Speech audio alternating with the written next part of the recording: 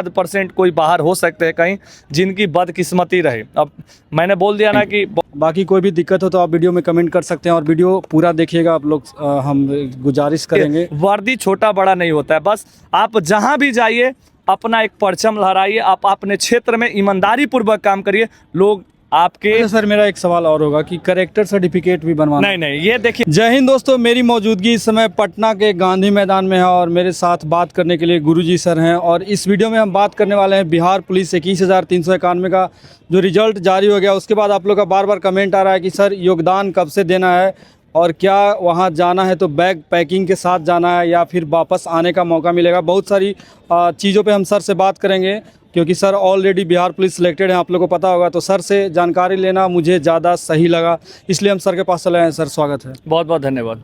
Sir जैसा कि बहुत सारे बच्चों का सिलेक्शन हो गया है, तो बहुत सारे बच्चे अब ये चीज़ को लेकर परेशान हैं कि कब योगदान देना है, और अगर जाएंगे हम तो पूरी पैकिंग के साथ जाएंगे। इससे पहले हम एक चीज़ और कहेंगे सर, जो बच्चे का सिलेक्शन नहीं हो पाया, जिन बच्चों का, वो बहुत परेशान है सर, उनके लिए आप क्या कहिएगा? उनके लिए यही बोलेंगे कि उनके साथ कल भी खड़ा थे, आज भी, और हमेशा एक गुरु चाहता है कि ज़्यादा से ज़्यादा बच्चे सफल हो।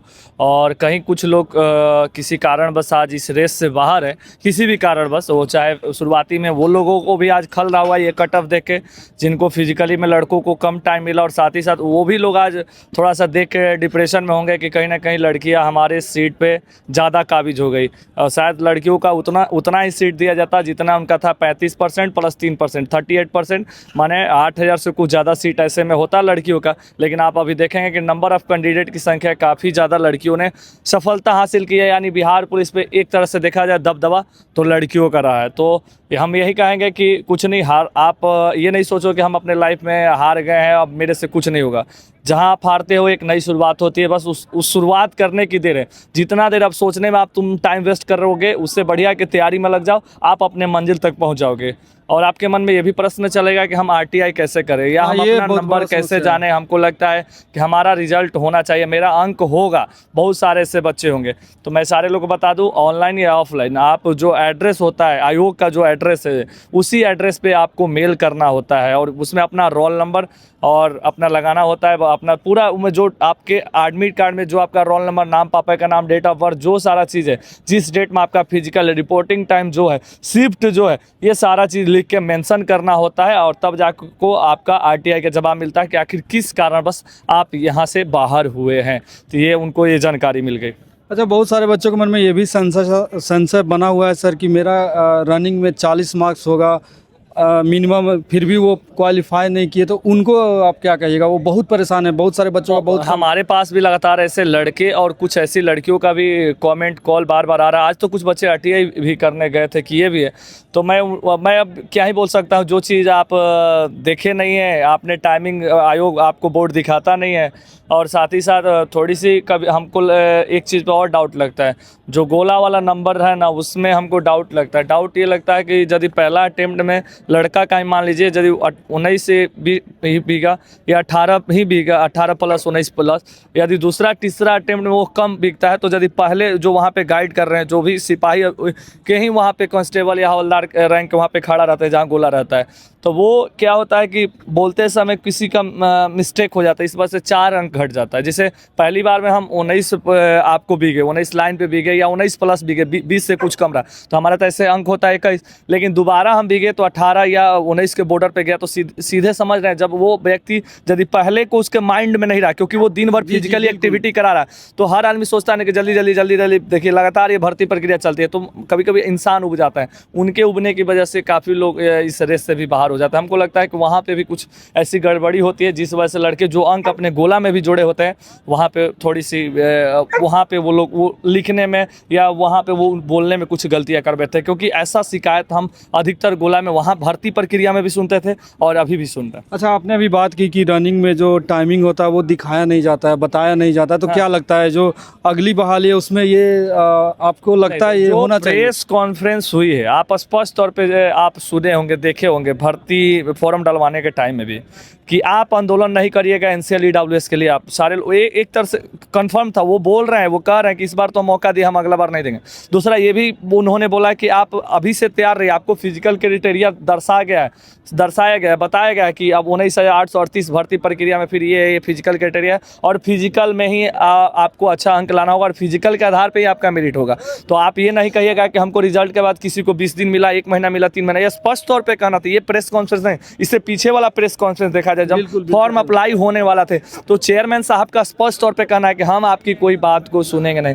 तो ये हमको नहीं लगता है कि ये आपको टाइमिंग को दिखाया बताया जाए, नहीं, जो लड़के फेल करते उन्हें संतुष्टि के लिए दिखाया और बताया जाता है कि आप nano second, 1 second, 5 second, 10 second से बाहर हुए, लेकिन जो लड़के क्वालिफाई करते हैं उन्हें नहीं बताया जाता है। अच्छा, अब तो ये बात हो गई, अब हम बात करते हैं 21,391 में जिन बच्चों का सिलेक्शन हो गया सर, तो उनका वो कमेंट आ रहा है कि वो पैकिंग में क्या क्या लेके जाए, या उनको वापस बुलाया जाएगा, या फिर जाएंगे तो उनको योगदान देना पड़ेगा। मेरा जहाँ तक एक्सपीरियंस रहा है और जहाँ तक हमने जब ज्वाइन किया था उसी आधार पे अभी भी बताएंगे, क्योंकि जो जानकारी हमें रहेगी स्पष्ट तौर पे बताएंगे।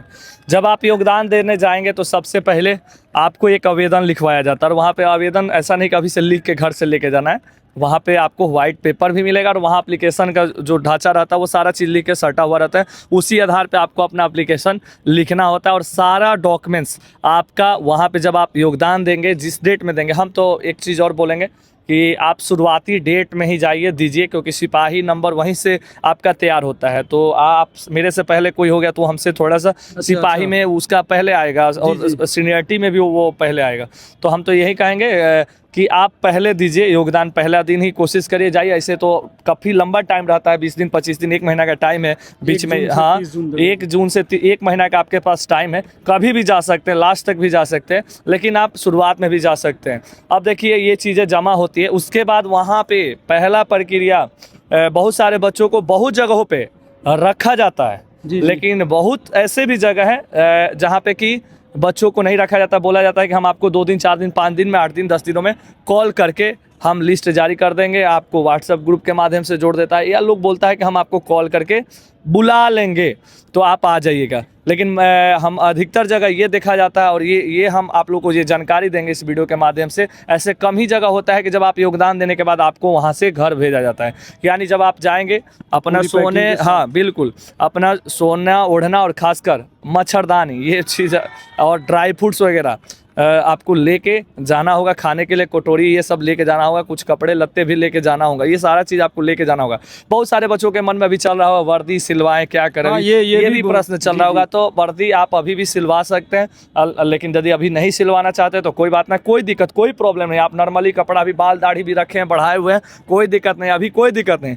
जब तक वहाँ पर आपका फाइनली आपका मेडिकल नहीं हो जाता है, वो लोग अपने आप को परेशान करने लगेंगे। जब वहाँ जाइएगा बोलेंगे कि बाल कटवाओ, दाढ़ी बनवाओ, ये करो, वो करो, जल्दी से वहाँ सारा चीज़ मिलने लगता है। कैंप जहाँ ज्वाइन करिएगा वहाँ पे ही अगल बगल में आपको कपड़ा सिलाई के लिए कपड़ा, पुलिस वाला ड्रेस, सब आपको पीटी शू हैन तेन सब मिलने लगेगा। तो आपको घबराना नहीं कि यहीं से सब लेके जाना है, सारा चीज़ वहाँ जो इसका जो एड्रेस दिया गया उसी एड्रेस पे जाना है और वही आपको अपना योगदान देना है। एक तरह से वही आपका मुख्यालय है, स्पष्ट तौर पर सुनिए तो आपका वो मुख्यालय हो गया। वहाँ जब आप योगदान देते हैं तो सबसे पहला चीज़ योगदान के बाद पहला चीज़ जो आपका होगा, पहले हाइट, और साथ ही साथ लड़का है तो आपका चेस्ट, लड़की है हाइट और वेट। लेकिन एक बात जान लीजिए, ना तो आपको चेस्ट यदि बीच में किसी का लड़का का कम बेसी हो गया तो ऐसा नहीं कि अब छाट दिया जाएगा, बिल्कुल नहीं, डरिएगा मत, अब कुछ नहीं होने वाला।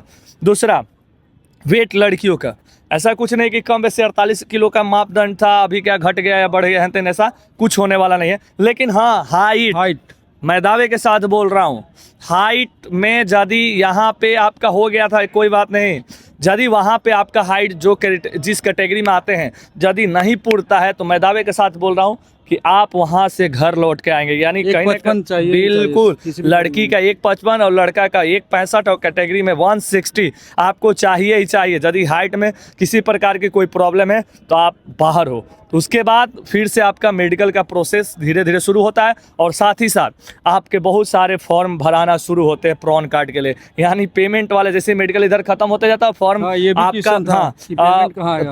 पेमेंट थोड़ा टाइम लगता है, 3 महीना 4 महीना प्राण 5 कार्ड महीना, बनेगा कहीं तब। कहीं तो 6 7 8 महीना भी लेट हो जाता है। नंबर ऑफ कैंडिडेट की संख्या जहाँ पे जैसी रहती है, और कहीं कहीं ज़्यादा बच्चों को बुलाया जाता है ट्रेनिंग, जहाँ संख्या जैसे अनुसार बुलाया गया उस अनुसार काम होता है। कहीं कहीं काम तेज़ी से होता है, कहीं स्लो में होता है।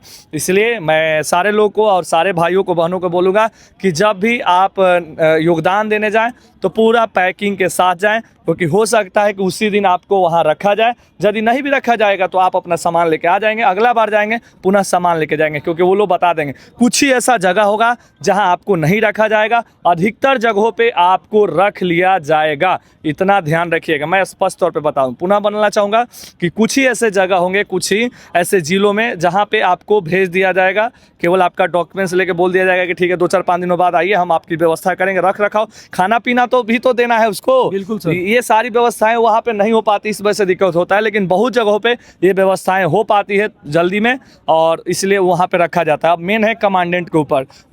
कमांडेंट ही आप जान ही रहे, आप पुलिस लाइन में जाइए, कहीं बीएसएपी में जाइए, कहीं भी जाइए, ईओयू दिया है, किसी को ईआरएसएस करके दिए है, बहुत लोगों को अलग अलग मिला है विभाग इस प्रकार।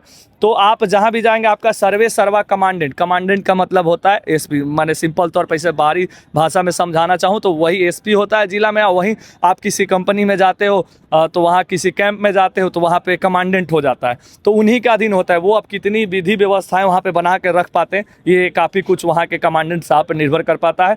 तो इसीलिए मैं एक बार पुनः दोहराना चाहूँगा कि जब भी आप जाएँ तो अपना पूरा पैकिंग के साथ जाए। अच्छा सर, मेरा एक सवाल और होगा कि कैरेक्टर सर्टिफिकेट भी बनवाना? नहीं, ये देखिए, मैं आप लोगों को पुनः जानकारी दे दूं, बता दूं कि जो कैरेक्टर की जांच होती है वहाँ पे आपका बोले ना कि फॉर्म प्रक्रिया डेली इतना फॉर्म भरवाया जाएगा कि लगेगा कि जमीन रजिस्ट्री करवाने, हर चीज़ भरवाया जाएगा। को भाई है, आपका इनकम कितना है, क्या है, नहीं है, XYZ, आपके घर के अगल बगल के लोगों का 2 आदमी का भी नाम देना होता है। ये कैरेक्टर जो आपका जो जाँच होता है वो आयोग खुद ब खुद आपके थाना में कर लेता है। आपको इसके लिए सोचना नहीं है, कैरेक्टर सर्टिफिकेट नहीं बनवाना है। क्योंकि आपने बहुत अच्छा प्रश्न पूछा, क्योंकि ये बच्चे का लगातार हम लोग से भी कमेंट रहा है कि सर हमको कैरेक्टर सर्टिफिकेट अप्लाई कर दिए। नहीं, कैरेक्टर नहीं लगा। ये वो खुद वो लोग जांच कर लेंगे। आपसे वहाँ पे जाइएगा, वो फॉर्म भरवाते हैं, और बीच में कभी भी आपके सर्विस के दौरान कभी भी आपके थाना में वेरिफिकेशन के लिए आपके गार्जियन को, आपके घर वाले किसी को आपको बुलाया जाता है, घर वाले को, और वहाँ से क्लियर हो जाता है। सर एक और सवाल होगा, बहुत सारे हाँ। बच्चों का फ्लैट फुट होता है, नोकनी होता है, इसके लिए भी बहुत सारे बच्चे परेशान हो रहे हैं। मेडिकल बहुत नॉर्मल होता है। मैं एक ही कलर बात, विजन भी है। हाँ देखिए, कलर विजन हो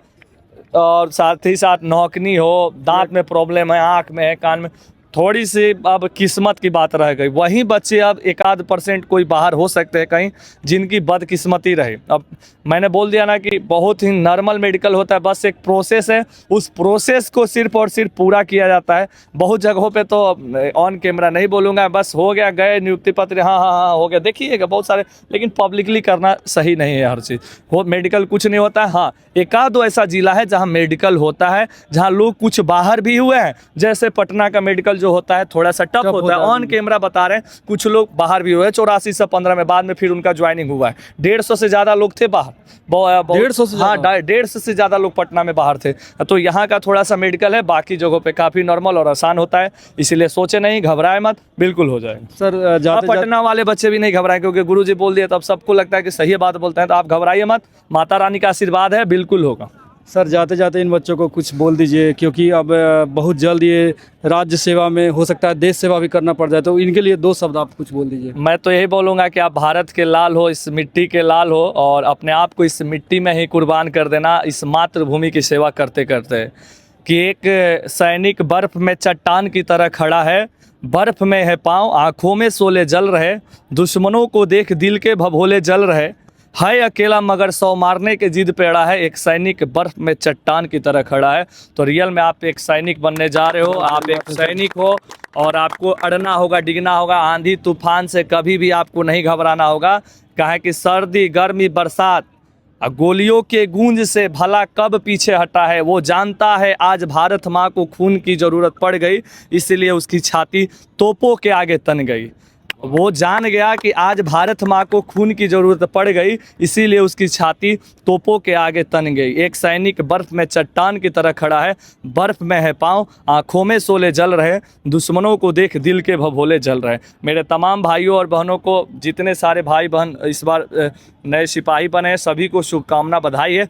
आप प्रशासनिक क्षेत्र में जाइए, आपके लाइफ में बहुत बड़ा बिग अचीवमेंट है। आप, बहुत सारे लोग बोलते हैं अरे सिपाही न बने, अरे यार आपको क्या पता है कि वो क्या बना है।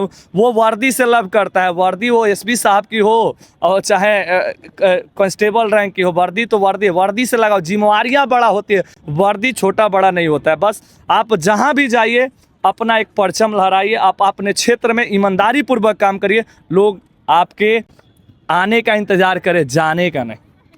बहुत बहुत शुक्रिया सर, इतना मतलब कुछ बात आप दिल को छू गया, मतलब थोड़ा भावुक भी हो गए हम, आप ऐसा बात बोले सर। क्योंकि देखिए अभी युद्ध चल रहा है, अभी सेना का मनोबल ऐसे ही बढ़ाना है। और आप देख रहे हैं कि हम लोग यदि चैन की नींद सो रहे हैं तो कहीं ना कहीं वो लोग वहाँ पे जग रहे हैं। और एक लाइन सेना के सम्मान में हर एक सैनिक क्या कहता है, मैं आपको सुनाना चाहूँगा, आपके इस वीडियो में ज़रूर उसको शॉर्ट में डालिएगा कि किसी गजरे की खुशबू को महकता छोड़ आया हूँ, किसी गजरे की खुशबू को महकता छोड़ आया हूँ, अपनी नन्ही सी परी को चहकता छोड़ आया हूँ। ऐ भारत माँ अपने सीने से लगा ले, मैं उस बूढ़ी माँ की आंचल को तरसता छोड़ आया हूँ। आज सरहदों पे हमारे देश के तमाम सेना, चाहे हमारा थल जल नेवी जो भी हो, जल थल वायु जो भी हो, और अर्धसैनिक बल क्यों ना हो, सारे लोग आज वो लोग वहाँ पे खड़े हैं, डटे हैं, लड़ रहे हैं, हमारे लिए लड़ रहे हैं, हमारे लिए हर चीज़ कर रहे हैं, अपने बलिदान दे रहे हैं तो हमारे लिए, ताकि हम लोग अपने घर में अपने जगहों पे सुख चैन और अमन की ज़िंदगी जी सके। तो उन लोगों की ही ये आवाज़ थी जो कि मैं आपके चैनल के माध्यम से बोला हूँ।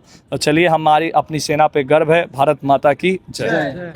बहुत बहुत शुक्रिया सर, इतना जानकारी देने के लिए सर, बहुत बहुत धन्यवाद सर, इतना समय। Thank you, thank you. बाकी कोई भी दिक्कत हो तो आप वीडियो में कमेंट कर सकते हैं, और वीडियो पूरा देखिएगा आप लोग, हम गुजारिश करेंगे। मिलते हैं एक नए वीडियो में, तब तक के लिए जय हिंद। बहुत ही भावुक